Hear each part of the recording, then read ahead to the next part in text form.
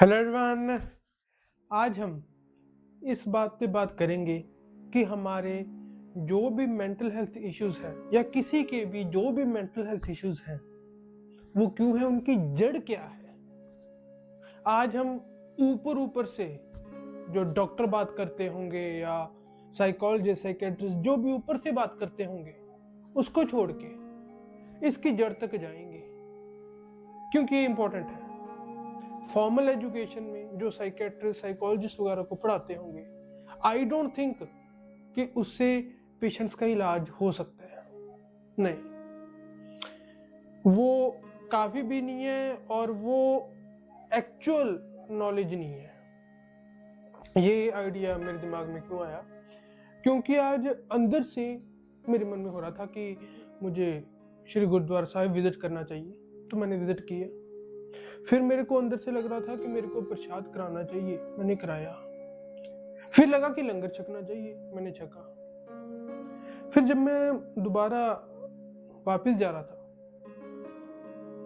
तो ये मैं आपको बता रहा हूँ कि मैं अपने मन में आज मुझे लगा तो मैं करता गया। मैं बहुत बार अपने मन में जो आता है, अंदर से जो आता है, उसको इग्नोर कर देता हूँ। छोड़ो, कोई बात नहीं। मन को इग्नोर करके बुद्धि की सुनता हूँ और फिर मैं ठोकर खाता हूँ, फिर दुखी होता हूँ, and so on and so on. पर आज मन से लग रहा था कि मुझे ये करना चाहिए, और कुछ सर्कमस्टांसेस ऐसे बन गए थे कि मुझे इस बात की रियलाइजेशन हुई थी कि मैं बेवकूफ हूँ, कि मुझे कि जो ये हमको गलत फैमिली होती है कि हमको बहुत कुछ पता है, वो गलत फैमिली मेरी दूर हो रही थी। तो मैंने जो मेरे मन में मुझे लगा वो मैं करने लगा। फिर क्या हुआ कि जब मैं गुरुद्वारा साहिब से वापस आ रहा था तो मैंने क्लिनिक देखा। क्लिनिक के बाद बाजार में जा रहा था, बाजार में क्लिनिक था कि मानसिक रोगों के लिए, फॉर मेंटल हेल्थ, साइकेट्रिस्ट की एक थी, क्लिनिक था साइकेट्रिस्ट का। तो तब मेरे मन में हुआ कि यार ये दुख जो है, ये हमारा मन जो है, ये बीमार क्यों होता है? कि क्या ये इसलिए बीमार होता है कि हम बहुत ज्यादा कमजोर है, कि कुछ सर्कमस्टांसेस ऐसे बन जाते हैं कि हम उनको हैंडल नहीं कर पाते? हाँ, ऊपर से देखोगे तो ये सच है, पर इस बात से हम पूरी तरह वाकफियत है हमको कि बहुत ही ऐसे लोग जिनके पास बहुत पैसा होता है, मटेरियलिस्टिक, बहुत वो वेल ऑफ होते हैं, वो कई बार डिप्रेशन में चले जाते हैं और सुसाइड भी करते हैं। राइट, ऐसे केसेस हमको देखने को मिलते हैं। तो ये कहना कि बाहर से कुछ ऐसे सर्कमस्टांसेस हो जाते हैं जिससे बंदा बहुत दुखी हो जाता है, बंदा अपनी बाहर वाली सिचुएशन को हैंडल नहीं कर पाता, नहीं, ये है सच पर अधूरा सच चाहिए। और अधूरा सच कई बार कहते हैं कि झूठ से भी खतरनाक होता है। राइट, विक्टर फ्रैंकल जिनने बुक लिखी, बुक उनकी है in search of meaning. Right, exact मुझे, क्योंकि अभी मेरे दिमाग में वो आई है बुक, तो मैन सर्च फॉर मीनिंग, कुछ ऐसी बुक है वो। तो उस बुक में वो समझाते हैं, मैंने हालांकि पूरी तो वो नहीं पढ़ी, मेरी तरफ से एक गलती है, आई एक्नॉलेज इट, पर उस बुक में जितना मैंने पढ़ा इस बात की मुझे रियलाइजेशन नहीं। वो समझाते हैं कि जो वहां पे सुसाइड करते थे वायर को पकड़ के या और किसी तरीके से, वो लोग थे जो हिम्मत हार चुके थे। राइट, वो खुद कंसंट्रेशन कैंप में रहे थे, विक्टर फ्रैंकल। उन्होंने इस बात को समझाया कि कैसे वहां जो हिम्मत हारे थे वो थे जो अपनी जिंदगी से कोई मीनिंग ही नहीं डिराइव कर पा रहे थे, जिनको अंदर से कुछ ना कुछ मीनिंग दिखने लगा चीजों में, वो सरवाइव कर पाए। तो ऐसी कुछ चीजें हो जाती हैं जिनको हम हैंडल नहीं कर पाते, जिससे हम दुखी हो जाते हैं। ये सच है पर अधूरा सच है, जैसा कि मैंने आपको बताया। असली बात कुछ और है। असली बात क्या है फिर जिससे हमको ये मानसिक रोग होते हैं, हम दुखी हो जाते हैं, हम चीजों को हैंडल नहीं कर पाते, उसकी असली वजह क्या है? ये समझाने के लिए मैं गुरबानी में जो गुरु नानक देव जी ने कुछ बहुत ही अनमोल पंक्तियां लिखी हैं, उनको बताना चाहता हूं। उन्होंने इस बात का जिक्र किया कि हुक्म अंदर सबको, बाहर हुक्म ना कोई। नानक हुक्म जे बुझे ता हौमे कह ना कोई। इसका मतलब ये है कि हम सबको अंदर से हुक्म होता है, उस अकाल पुरख का, उस परमात्मा का एक्चुअल में अंदर से हुक्म होता है, हमारे अंदर वो हुक्म होता है। हुक्म है अंदर सबको अंदर होता है हुक्म, जो वो चाहता है, जो वो हमसे करवाना चाहता है, उसका हुक्म हमारे अंदर होता है। बाहर हुक्म ना कोई ना। बाहर हमें इल्यूजन पैदा होती है, जैसे रेगिस्तान में पानी की इल्यूजन पैदा होती है, वैसे हमें एक इल्यूजन पैदा होती है बाहर वाले हुक्म की, बट वो एक इल्यूजन ही है। जैसे जैसे हम आगे जाते हैं, जैसे जैसे रेगिस्तान में बंदा चलता है तो उसको एहसास होता है कि नहीं, पानी तो था ही नहीं, मुझे एक इल्यूजन थी। वैसे हमको जो परमात्मा की मर्जी होती है, उसको इस बात का एहसास होता है कि मुझे एक इल्यूजन ही था कि बाहर से कोई हुक्म हो रहा है, बाहर से कोई मेरे को हुक्म दे रहा है, बाहर से कोई ऑर्डर दे रहा है, बाहर से सर्कमस्टांसेस ऐसे बन रही है। नहीं, हुक्म है अंदर सबको, अंदर है हुक्म, अंदर हमारे अंदर उसका हुक्म आता है, बाहर हुक्म ना कोई। नानक हुक्म जे बुझे, जो इस हुक्म को बूझ लेता है, नानक हुक्म जो बुझे ता हौमे कहना कोई। तो उसके अंदर हौमे नहीं रहती, इस बात का ये नहीं रहता कि मैं कुछ कर रहा हूं। हौमे का मतलब कि मैं कुछ कर रहा हूं, क्योंकि उसने इस बात को पहचान लिया कि वो जो भी कर रहा है वो कुछ कर ही नहीं रहा। जो वो अकाल पुरख, वो परमात्मा हमारे दिल में या उस पर्टिकुलर इंसान के दिल में जिसको इस बात का एहसास हो चुका है, वो उसके अकॉर्डिंग जो भी उसकी मर्जी है उसके अकॉर्डिंग कर रहा है, जो भी कर रहा है। खुद नहीं कर रहा, वो अकाल पुरख उससे वो चीजें करवा रहा है। तो हौमे का मतलब होता है कि इस बात का एहसास होना कि मैं ये कर रहा हूं, मैं वो कर रहा हूं, राइट, मैं ये हूं, मैं वो हूं। हौमे का बहुत सारे लोग इस बात से अर्थ ले लेते हैं कि मैं बहुत बड़ा आदमी ना। नो, हौमे का मतलब होता है कि मैं का एक एक्सेसिव एहसास होना। अगर आप ये भी कह रहे हो कि मैं बहुत कमजोर हूं, मैं ये हूं, मैं वो, नेगेटिव वाली साइड पे अगर आप चले गए तो आप में बहुत हौमे है। हौमे का मतलब कि एक अंदर इस बात का एहसास होना कि मैं का एक्सेसिव एहसास होना। फिर वो एहसास आपको बहुत ही सुपीरियर फीलिंग भी दे सकता है और बहुत ही इंफीरियर फीलिंग भी दे सकता है, पर एहसास मैं का एक्सेसिव एहसास। तो जो बंदा इस बात को पहचान लेता है कि मैं नहीं कुछ कर रहा, उसका जो जो हुक्म हो रहा है वैसे वैसे वो मुझसे करा रहा है, वैसे वैसे मैं कर रहा हूं, तो उसके अंदर हौमे रहती नहीं, क्योंकि खुद तो वो कर ही नहीं रहा कुछ।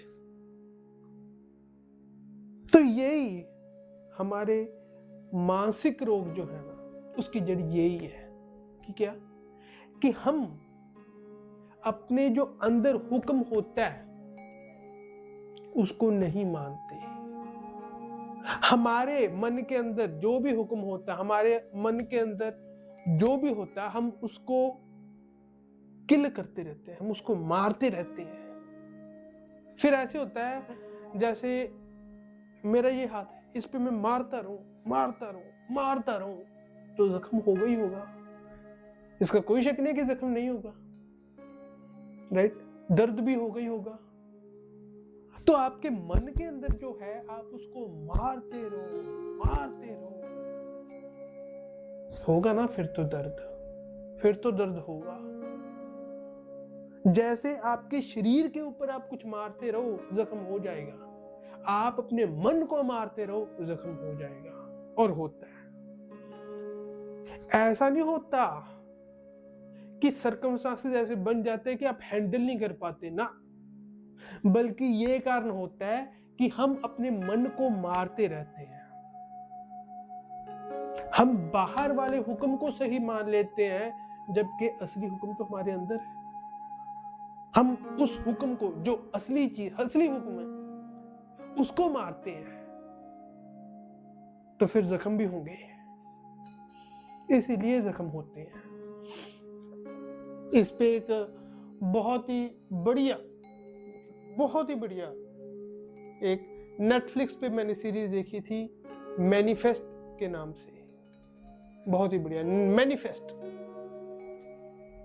वो एक स्टोरी से, एक काल्पनिक स्टोरी से, फिक्शनल स्टोरी से दिखाया हुआ है कि कैसे आदमी तभी खुश रहता है जब वो अपने मन की आवाज को सुने। और मेरे साथ पर्सनली ऐसा हुआ है। जब जब मेरे मन के अंदर एक बहुत ही तकड़ी कोई आवाज आई है और मैंने उसको ठुकरा दिया, दुनिया की बातें सुन के, या जो हमको सिखाया गया है बाय सोसाइटी, जो हमारे आसपास लोग कर रहे हैं उसको देख के, मैंने अपने मन की आवाज को ठुकरा दिया, अपने मन को मारा, अपने अंदर के हुक्म को मारा, तो फिर जख्म तो हो गई। इसका कोई शक नहीं है कि जख्म नहीं होगा। जख्म होना स्वाभाविक है। जैसे हम हमारे शरीर पे मारे जख्म होगा, हम हमारे मन को भी मारे तो जख्म होगा।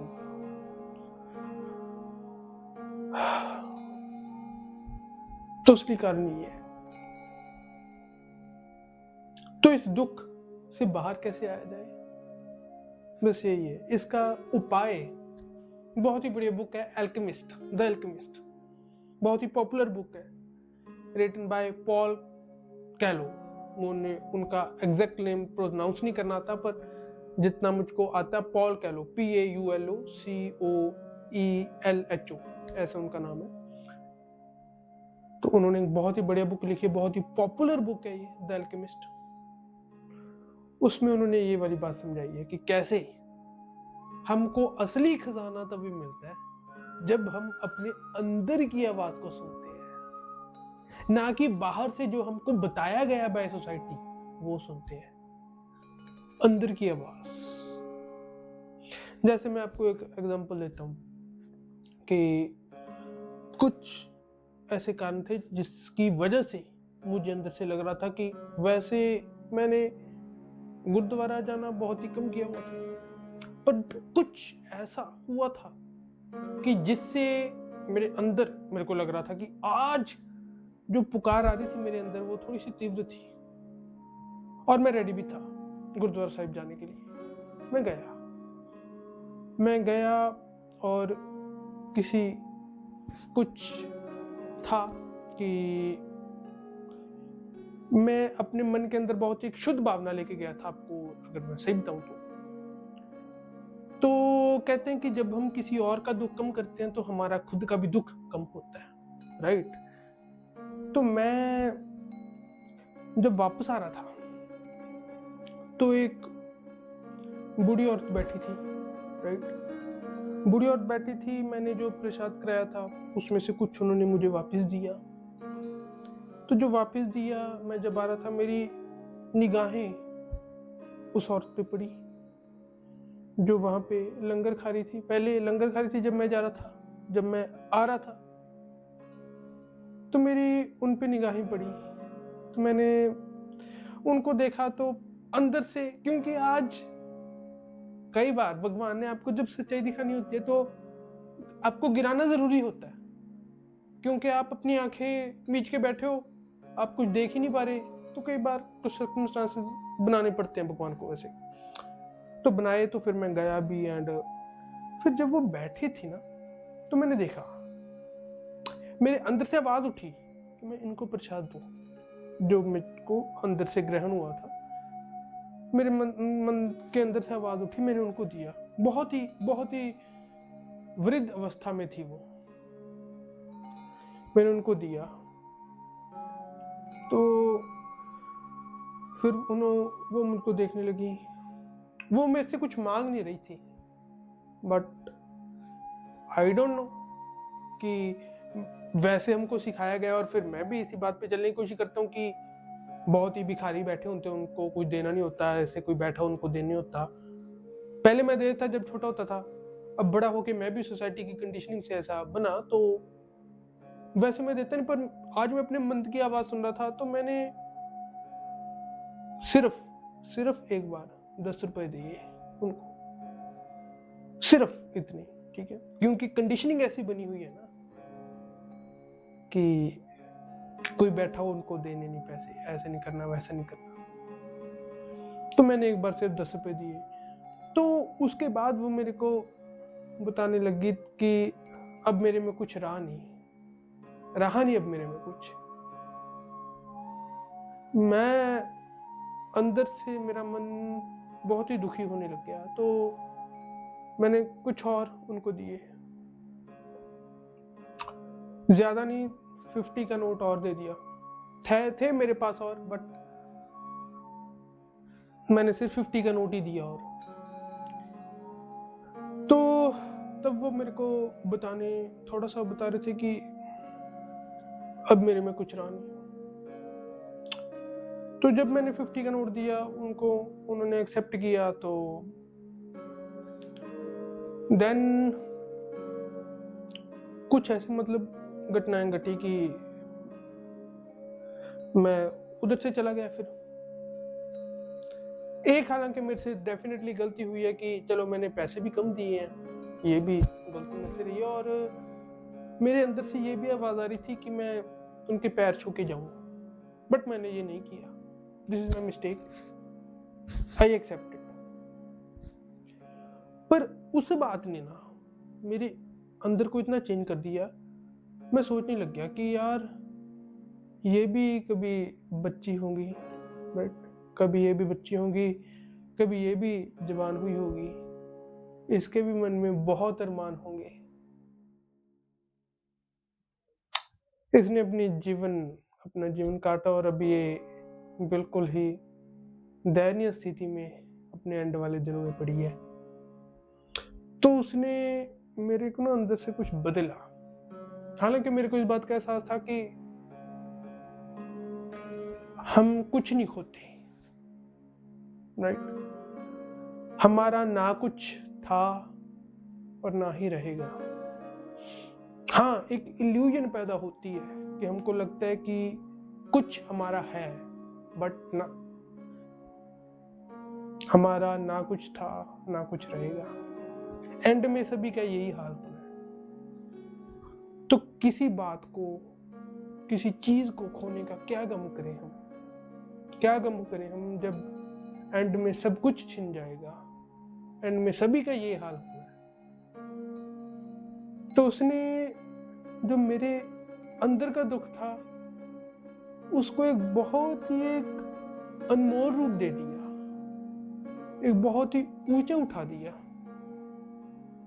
और मेरे को इस बात का एहसास होने लगा कि जो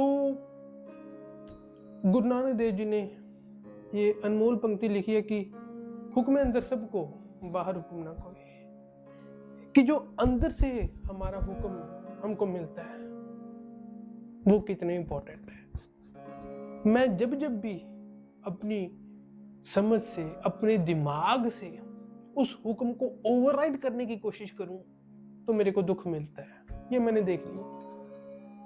थोड़ा सा मेरे को इस बात का हंकार था दैट कि मेरे में दिमाग है, बट जैसे कि मैंने आपको बताया कि जब भगवान ने आपको आपकी औकात दिखानी होती है, फिर वो कुछ ऐसे सर्कमस्टेंसेस बनाता है कि जिससे आपको पता चले कि जो आप अपने आप को समझ रहे हो ना, ऐसा है नहीं। जो आपने समझा, जो आपने अपने दिमाग से किया है, तो करके देख ले, it will not bear fruit. जो वो चाहता है उसके हिसाब से चलने लगोगे तो कुछ ना कुछ हो जाएगा, कुछ ना कुछ डेफिनेटली हो जाएगा। बट अगर आप अपनी बुद्धि के हिसाब से चलने लगोगे तो फिर आप मार खाओगे। इसका मतलब ये नहीं कि पखंडियों के पीछे लग जाए। जो पखंडी बाबा हैं वो इस बात का नाजायज फायदा उठाते हैं कि वो चाहते हैं कि आप अपने दिमाग का इस्तेमाल ही ना करें। नहीं, ये बात नहीं है।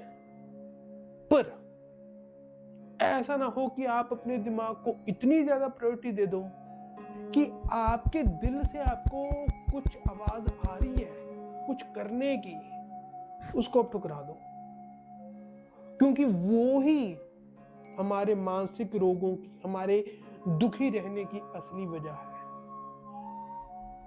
बाहर से हमको जो हो रहा है, हाँ, हमको पीड़ा पहुंचा सकता है, पर दुखी हम तब होते हैं जब हम अपने अंदर की आवाज को मारने लग जाते हैं, तभी दुखी होते हैं।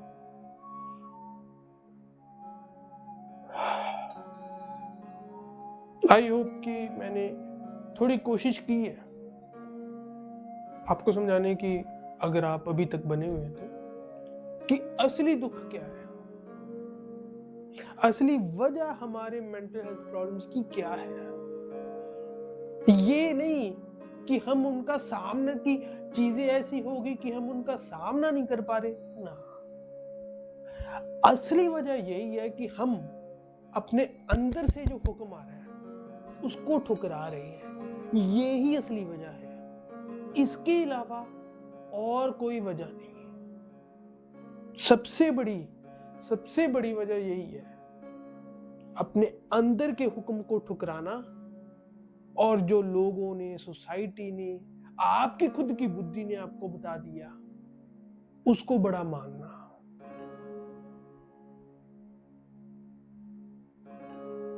मैंने अपनी तरफ से कोशिश की है कुछ चीजों को समझाने की। आई होप कि जो भी सुन रहा है उसको फायदा होगा। Thank you very much.